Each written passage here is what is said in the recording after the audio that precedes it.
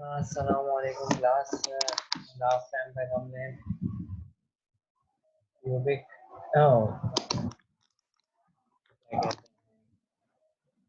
Simpson 1/3 rule कर लिया था। न्यूमेरिकल इंटीग्रेशन का आखिरी मेथड हम कर रहे हैं सिम्पसन 3/8 रूल। ये आखिरी मेथड है। पिछला वाला मेथड साइंटिस्ट सिम्पसन था, इसमें सेंटर साइंटिस्ट सिम्पसन ही है। ये बस फर्क ये है कि उसका नाम था सिम्पसन 1/3 और ये है सिम्पसन 3/8। न्यूमेरिकल इंटीग्रेशन में आपने 3 मेथड पढ़े हैं। इसमें मैं डेरिवेशन नहीं करा रहा क्योंकि टाइम थोड़ा कम है, इसलिए डेरिवेशन बहुत टाइम ली। तो जो मेन डेरिवेशन आ गया हम वही करेंगे। बाकी जो असल जो डेरिवेशन का काम होता है आपको थीम समझना होता है कि फार्मूला कैसे बनेगा। तो मैं थीम समझा रहा हूँ, डेरिवेशन स्किप कर रहा हूँ। तो डेरिवेशन मैंने स्किप की है, वो ऑब्वियस कोर्स में भी स्किप हुई नहीं। जो डेरिवेशन मैंने कराई नहीं वो इंक्लूड है साथ। ठीक। तो आपको पता है जब आप इंटीग्रेशन करते हैं तो इंटीग्रेशन में आपने 3 मेथड पढ़े न्यूमेरिकल इंटीग्रेशन। पहला पढ़ा ट्रापेजॉइडल, 2 पढ़े, तीसरा आज पढ़े। ट्रापेजॉइडल में ये जो फंक्शन था ये रिप्लेस होता था n is equal to 1 degree polynomial से, यानी कि लाइन से। फिर इसका कंपोजिट फार्मूला बना दिया। सिम्पसन में ये फंक्शन रिप्लेस होता था n is equal to 2 degree polynomial से, और फिर इसका कंपोजिट फार्मूला बना दिया। 2 डिग्री पॉलिनोमियल पैराबोला होता।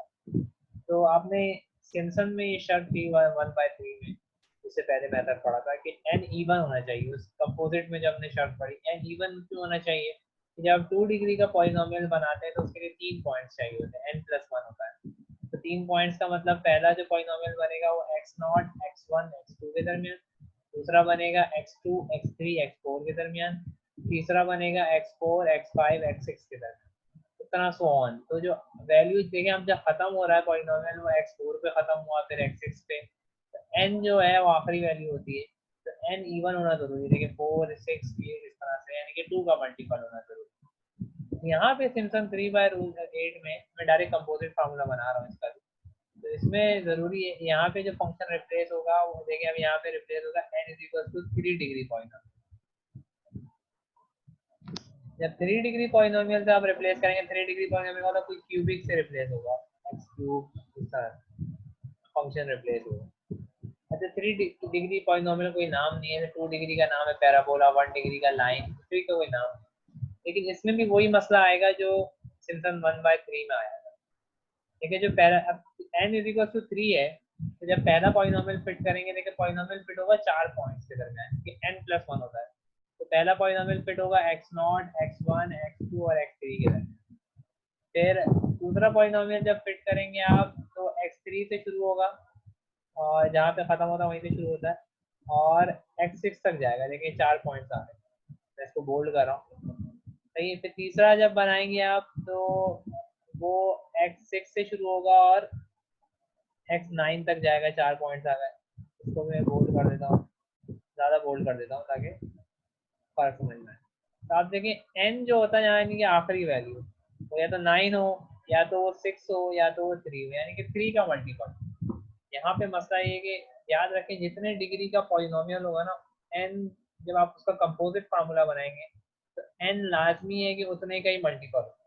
पिछले वाले मेथड में जो पॉलिनोमियल था वो 2 डिग्री का पॉलिनोमियल था। जब 2 डिग्री का पॉलिनोमियल है तो 2 डिग्री के पॉलिनोमियल में जब आप कंपोजिट फार्मूला बनाते हैं एन भी इवन होना चाहिए। इवन का मतलब 2 का मल्टीपल होना चाहिए।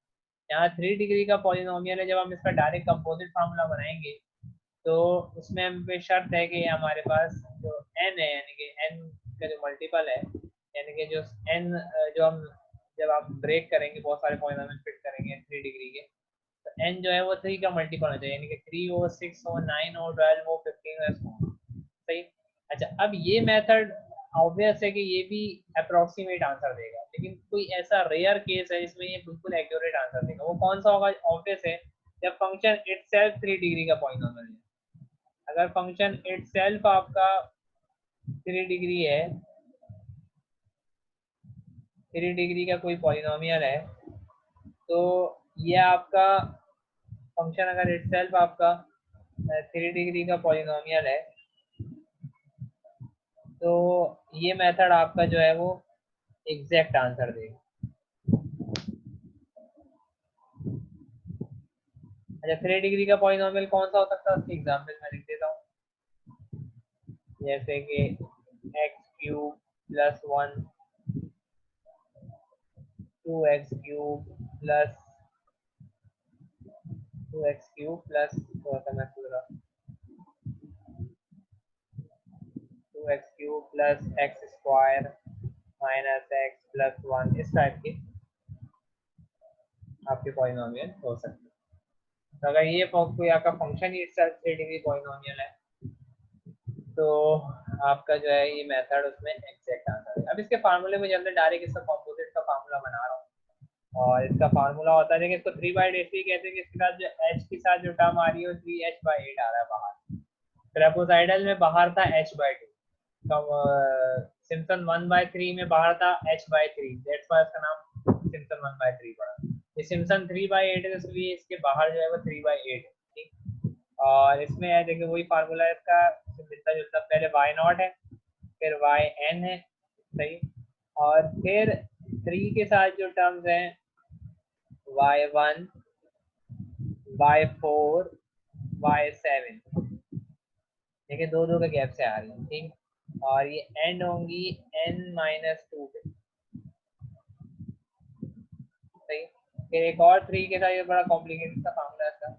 ये फार्मूला आपको गिवन होंगे अगर पेपर आपका फिजिकल होता है, ओपन बुक में तो आप अपने पास बना के रख सकते हैं सारे फार्मूले, है ना। पेपर में एंड में भी मैं दे देता हूँ। तो खैर, तो 3y1 y4 y7, सही। अच्छा, फिर 3 के साथ जो टर्म है वो है y2 y5, ये भी देखें दो दो के गैप से, y8, और ये n-1, ये डेरिवेशन नहीं करा दैट्स आपको तो ये n-1 तक जाएगा, देखिए ना। और आखिर में जो एक टर्म है 2 के साथ, जो 2 वाली वैल्यूज हैं वो है y3 y6 y9, देखें ये भी 2 के टर्म्स हैं, तो ये n-3 तक जाएगा। अगर n जैसे 6 है तो 3 तक जाएगा, n अगर 9 है तो ये जिस तरीके से 9 है तो ये 6 तक जाएगा, ठीक हो गया। तो ये आपका फार्मूला है जो कि कंपोजिट हम ड्राइव नहीं कर रहे हैं, इसको डायरेक्ट यूज कर रहे हैं। ये सिम्पसन का बेसिकली कंपोजिट का फार्मूला है। कंपोजिट डेरिवेशन हमने सिर्फ 1/3 की और ट्रापेजॉइडल की। कंपोजिट सिम्पसन, मैं एक सवाल करा रहा हूँ जो कि तीनों से कराऊंगा, तो उसमें ये तीनों कवर हो जाएंगे। कंपोजिट सिम्पसन 3/8 रूल फार्मूला, सही। अब मैं एक पर्टिकुलर सवाल कर रहा हूँ जिसमें हम तीनों मेथड को कंपेयर भी करेंगे, एक सवाल में हमारा अगला पिछला सब कवर हो जाए तो कोशिश मेरी यही। तो ये आपका सिम्पसन 3/8 का फार्मूला आ गया। 3 मेथड हमने पढ़े, 2 मेथड जो कराए ट्रापेजॉइडल उसकी पूरी डेरिवेशन कराई है, कंपोजिट की सिम्पसन 1/3 की भी पूरी डेरिवेशन कराई है, सिम्पसन 3/8 की पूरी डेरिवेशन नहीं कराई, हमने इसका डायरेक्ट फार्मूला लिख दिया, ठीक है। ये वैल्यूज कैसे जनरेट होंगी, ये कैलकुलेटर से जनरेट होती है, वो भी आपको तरीकेकार समझाया हुआ है, अभी थोड़ी देर में दोबारा समझाया। अब इसके सवालात पे चलते हैं। ऐसा सवाल लेते हैं कि इसमें ट्रू एरर भी निकल सके और फिर आप बता सकें तीनों मेथड में से। अच्छा, इन जनरल कोई मेथड किसी से अच्छा नहीं। n बढ़ाने से, जैसे n1 ट्रापेजॉइडल में था, फिर n2 का पॉलिनोमियल फिट किया सिम्पसन में, n3 का पॉलिनोमियल फिट किया सिम्पसन 3/8। n बढ़ाने जरूरी नहीं कि आंसर अच्छा हो, मेरा फंक्शन है ही लाइन जैसा, तो लाइन के लिए ट्रापेजॉइडल अच्छा है। अब मैं उस पर सिम्पसन 3/8 लगाऊंगा तो अच्छा रिजल्ट नहीं देगा, हालांकि 3/8 में जो है n3 है, सबसे हाईयर डिग्री पॉलिनोमियल फिट हुआ है। तो ये ध्यान में रखिएगा कि डिग्री ऑफ पॉलिनोमियल बढ़ाने से जरूरी नहीं है कि एक्यूरेसी आपको मिले, एरर कम हो। एरर कम होने का तो एक्यूरेट आंसर हो, एक्यूरेसी बढ़ रही। तो डिग्री कम होने से एक्यूरेसी बढ़े, और डिग्री बढ़ाने से यानी n का डिग्री बढ़ाने से, n कौन सा वाला, पॉलिनोमियल की डिग्री, तो एक n इंटरवल भी है, यानी कि आप इंटरवल को ब्रेक करते हैं, वो वाला n भी है। सब इंटरवल जैसे आप कहते हैं, फॉर एग्जाम्पल एक इंटरवल आप उसको n6 बोल रहे हैं, यानी कि आपने 600 में ब्रेक कर दिया, वो वाला n नहीं, n डिग्री ऑफ, अगर डिग्री ऑफ पॉलिनोमियल आप बढ़ा रहे हैं, ट्रापेजॉइडल में 1 था, सिम्पसन में 1/3 में 2 था, सिम्पसन 3/8 में 3 था डिग्री ऑफ पॉलिनोमियल। अगर ये डिग्री ऑफ पॉलिनोमियल बढ़ाने से आपकी जरूरी नहीं है कि एक्यूरेसी बढ़े, यानी कि एरर कम हो, ये जरूरी नहीं, कभी बढ़ भी सकता है, कम भी हो सकता है, सही। अच्छा, ये चीज हो गई, ये मैंने 12 बता दी दिया है। अच्छा खैर, अब सवाल पे चलते हैं, लिख लें इवेल्युएट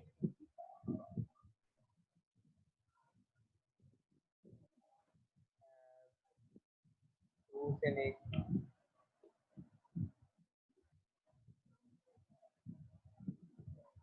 2 से लेके इसको कर दें 6 टर्म में ब्रेक करना है, 5 तक कर दें और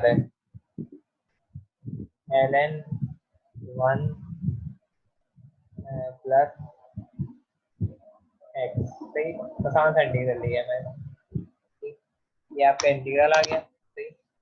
बाय यूजिंग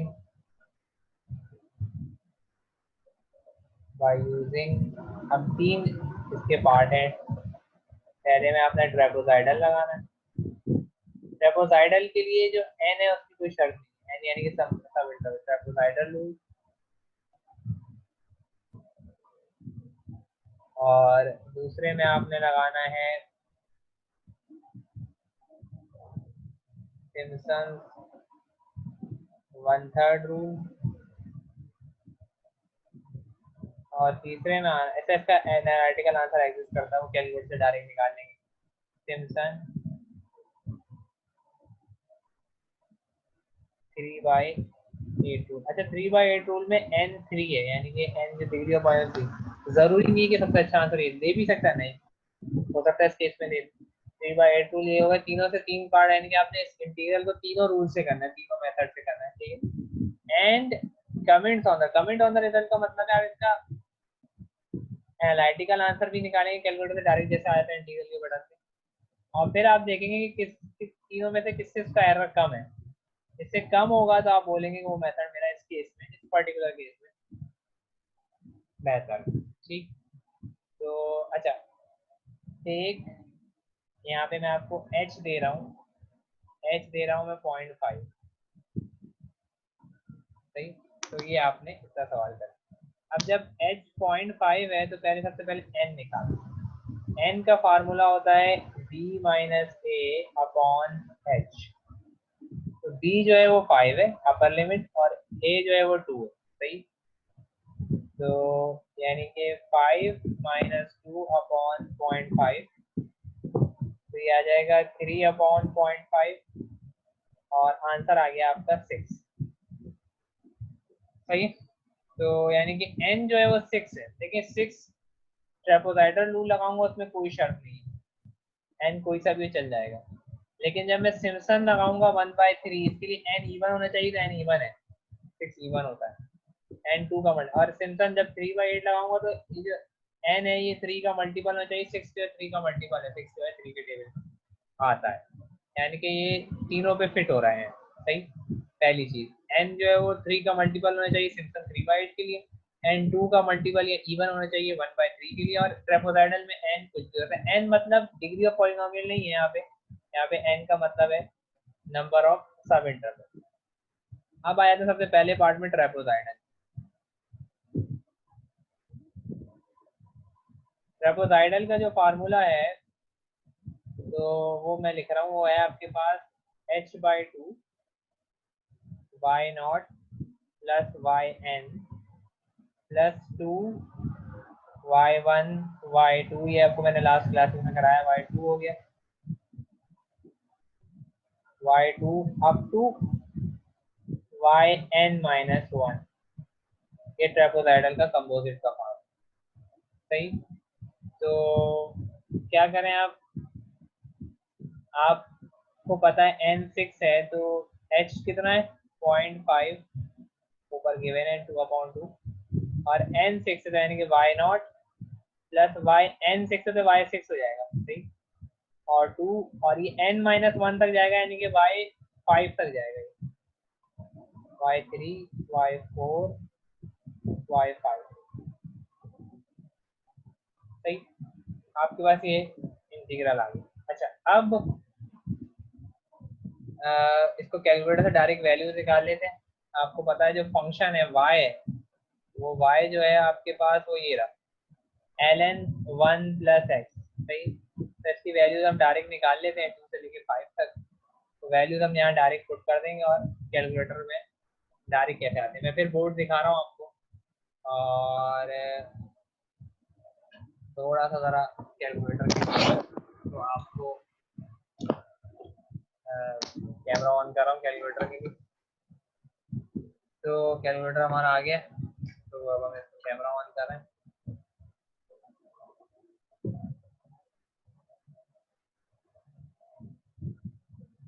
ठीक है, ये आपका कैलकुलेटर आ गया। तो ये थोड़ा सा मैं लाइट ऑन कर दूँ ताकि आपको क्लियर नजर आए।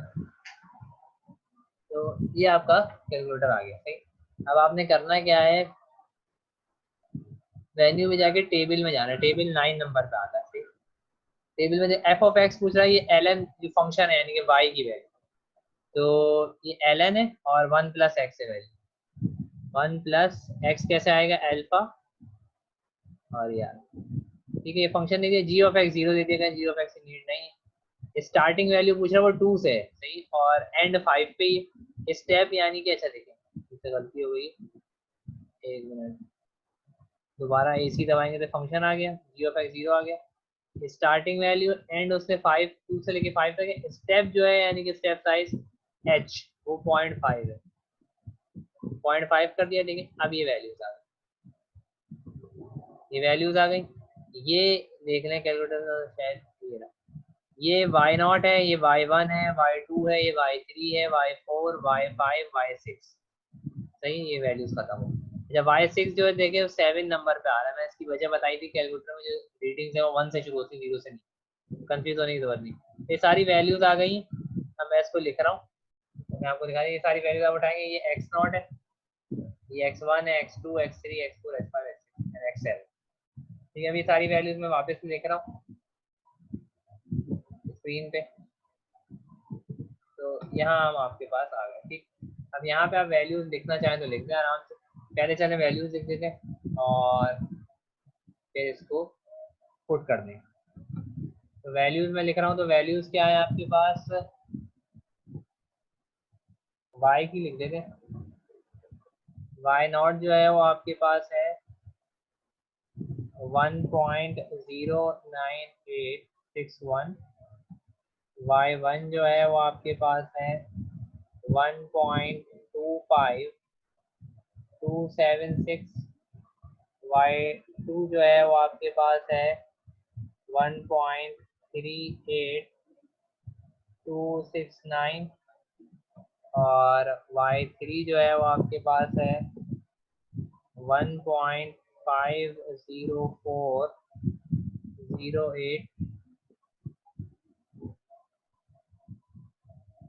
50408 और y4 जो है वो आपके पास है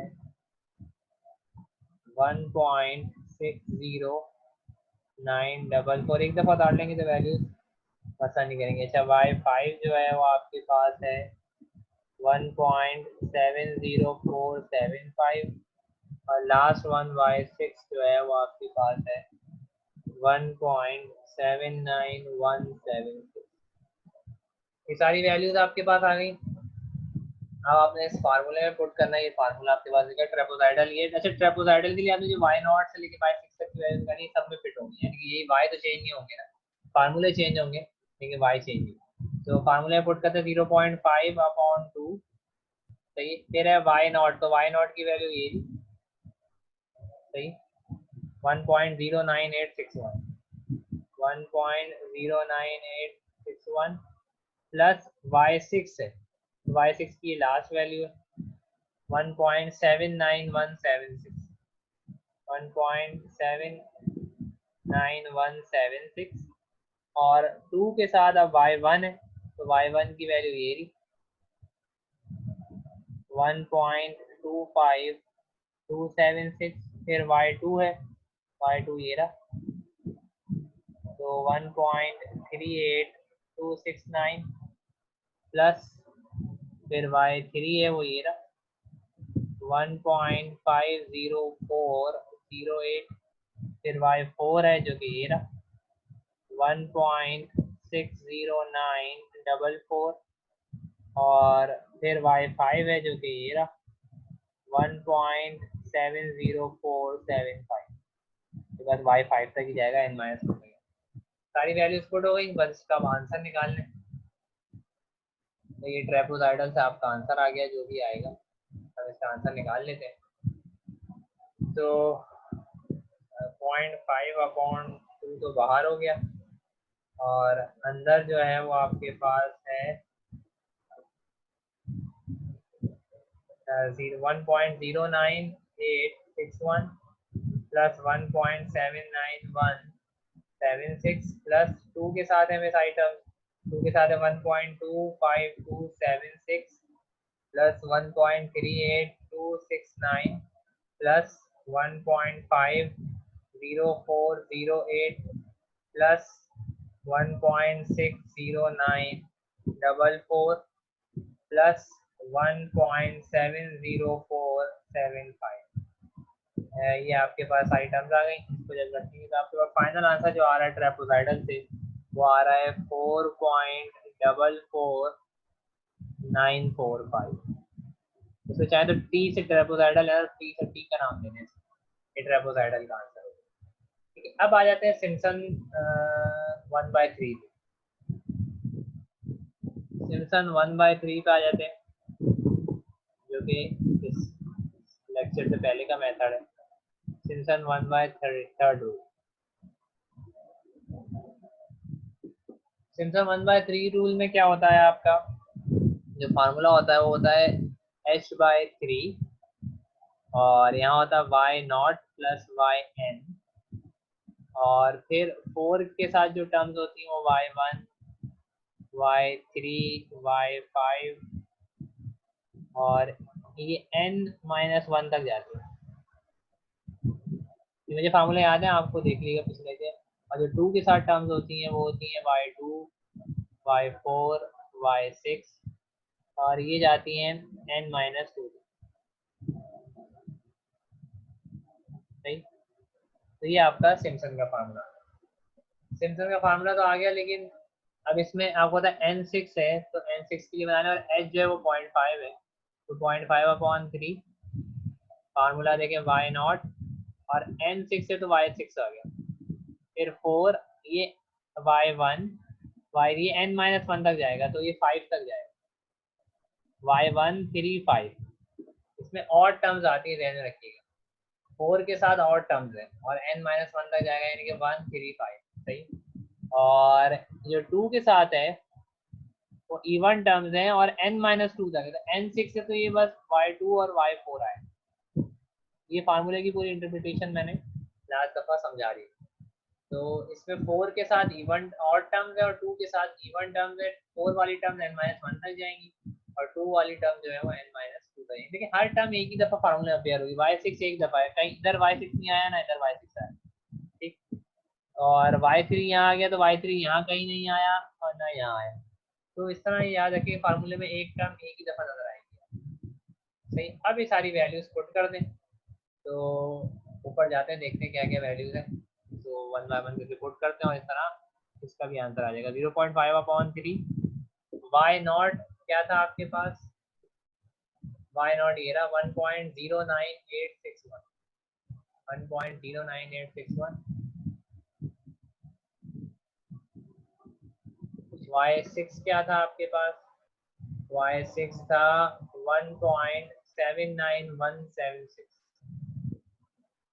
1.79176।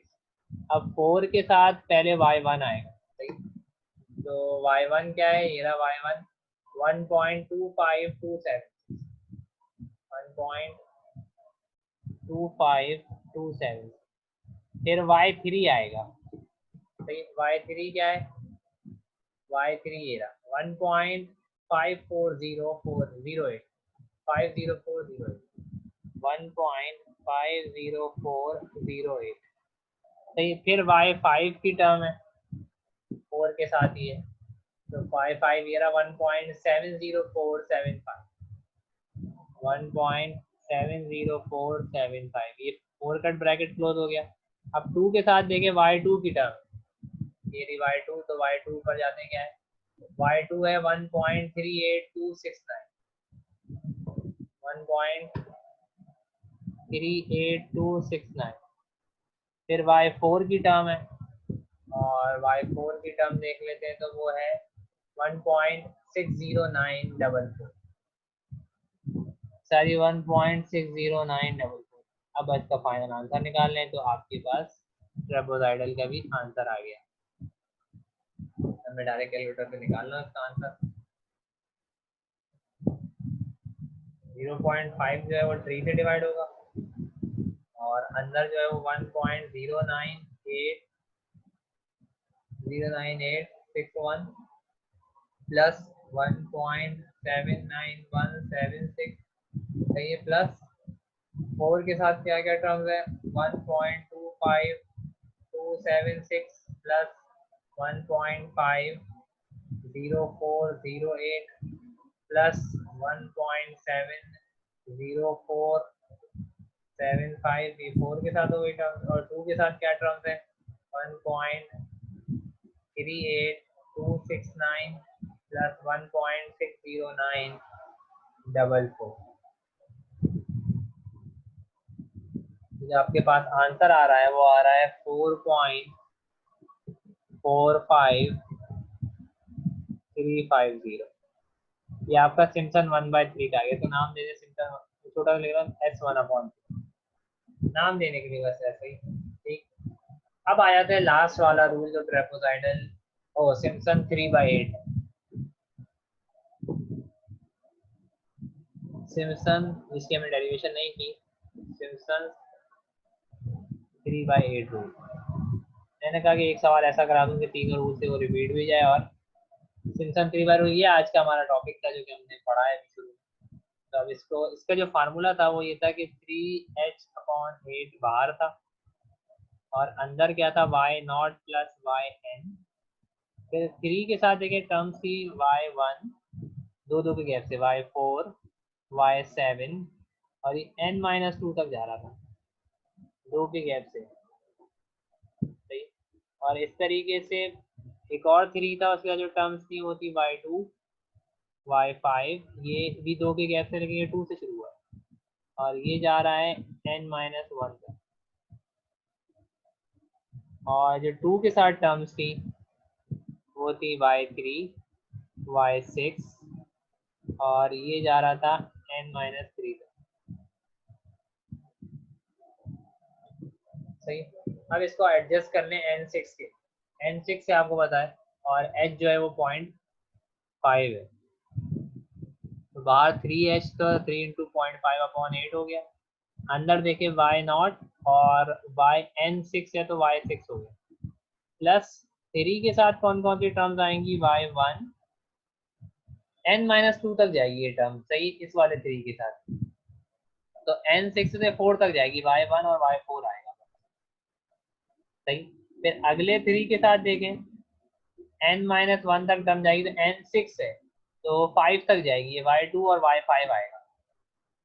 इस तरह ये एडजस्ट करना आना चाहिए आपको, y2 और y5 आएगा 3 के साथ, और आखिरी 2 के साथ जो टर्म्स हैं वो y3 और n-3 तक जाएगा, तो n6 है तो n-3 कितना हो गया, 3, तो बस y3 तक ही आएगी, एक ही टर्म आएगी y3, सही। क्योंकि आपका जो फार्मूले की टर्मिनोलॉजी है वो n-3 तक की, और n-3 3 बनता है, यानी कि y3 है, तो ये आपने फार्मूला n6 के लिए बना लिया। अब इसमें सारी वैल्यूज रिप्लेस कर देते हैं हम।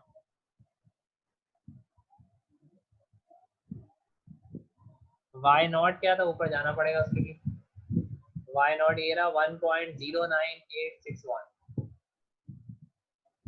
1.09861।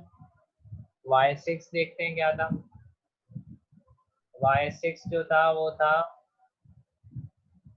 y6 ये रहा 1.79176, 1.79176।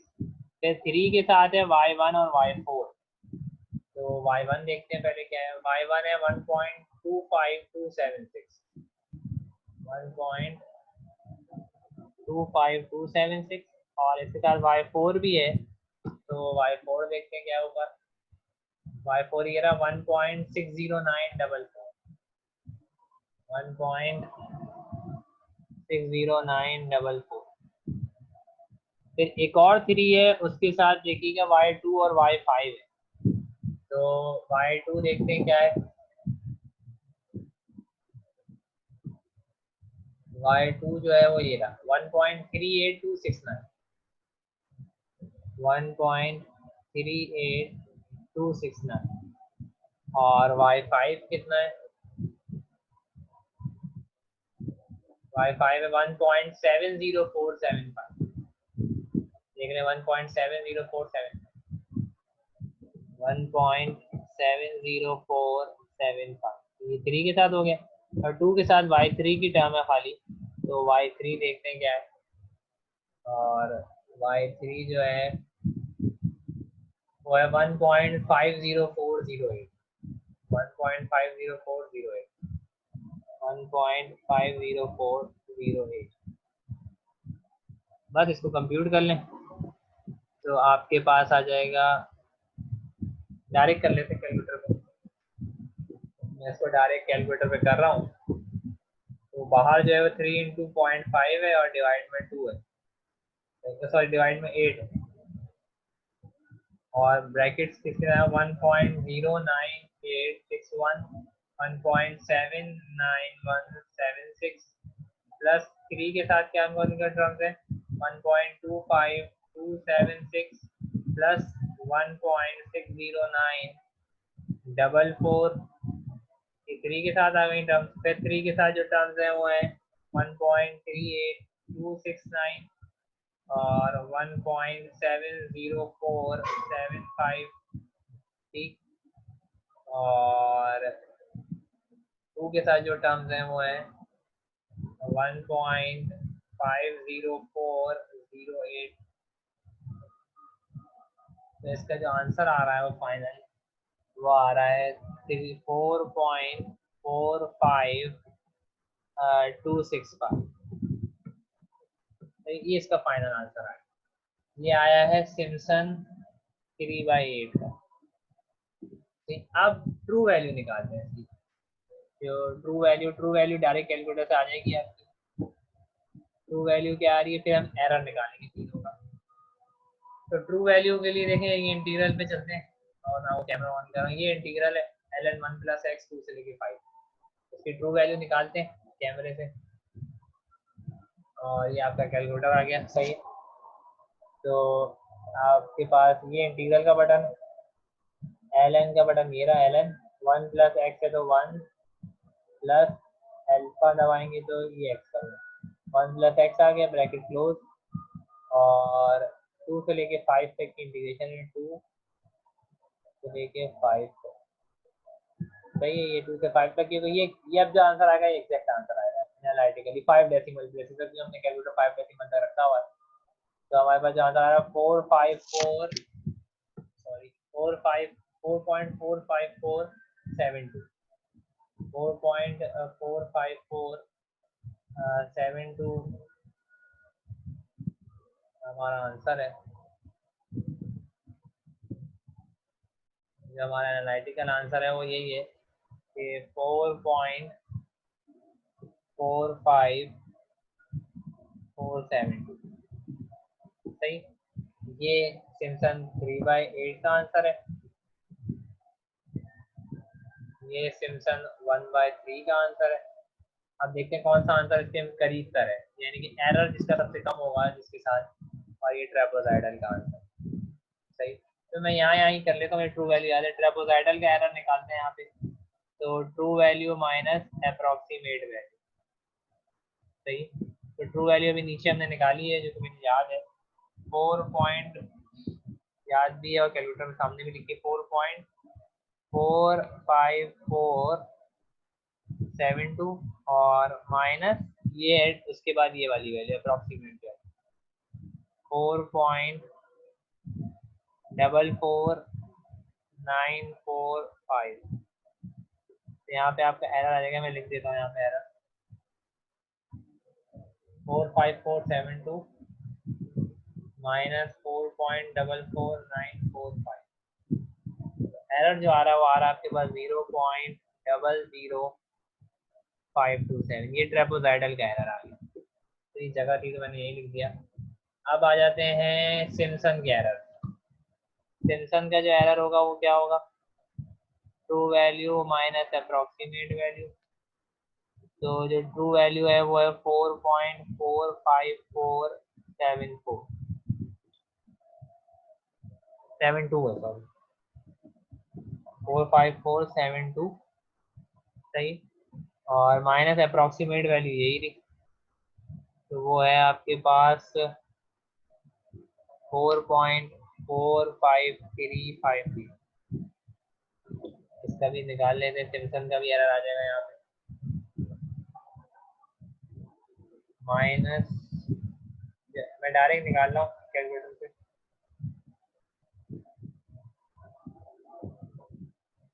0.0012, 0.00122, ये सिम्पसन 1/3 का एरर आ रहा है।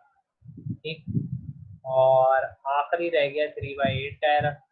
यहाँ पे इसका भी निकाल लेते हैं। True value minus approximate value. True value नीचे ही लिखी हुई है आपके पास, वो है 4.45472 माइनस अप्रॉक्सीमेट वैल्यू ये रही 4.45265।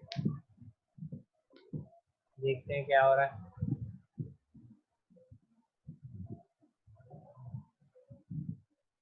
4.45265, तो एरर आ रहा है 0.00207, 0.00207। तो अच्छा, इसमें वैल्यूज मैंने जनरली निकाली है, आप उसको रीकाउंट कर लीजिएगा, हो सकता है प्लस माइनस की गलती मुझसे लगती है। तीनों एरर आ गए। अब देखिए तीनों एरर में सबसे छोटा कौन है। एक आ रहा है जीरो, पहला एरर जो आ रहा है वो आ रहा है 0.005, ये ट्रेपोसाइडल का एरर है। ठीक है, ये ट्रेपोसाइडल है, और ये शायद लिख दें ट्रेपोसाइडल है। और सिम्पसन 1/3 का जो एरर आ रहा है वो 0.001 आ रहा है, और 122 आ रहा है। और सिम्पसन 3/8 का 0.002 आ रहा है। सबसे छोटा है सिम्पसन 3/8 का, ये सबसे स्मॉलेस्ट है। देख रहे हैं तीनों वैल्यूज का एरर, तीनों का एरर कंपेयर करें। 0.001 है इधर, इधर 0.005 है। देखें बस डबल जीरो के बाद का डिजिट मैच कर लें। इसका 5 है, इसका 1 है, और इसका 2 है। तो जो 1 है वो सबसे छोटा है, यानी कि सिम्पसन, यहाँ पे आप लिखेंगे कमेंट्स में सिम्पसन 1/3 यहाँ पे अच्छा रिजल्ट देगा। यहाँ पे आप लिखेंगे कमेंट्स में कि सिम्पसन, आप लोग इसको वेरीफाई कर लीजिएगा खुद से सॉल्व करके। एरर निकाला, एरर जो सबसे छोटा होगा गिव्स एक्यूरेट रिजल्ट। यस तो करें, इस तरह करते हैं कि सिम्पसन 1/3 है gives better result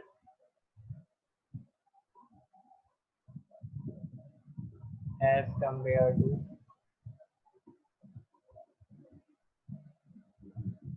Simpson 3/8 and trapezoidal।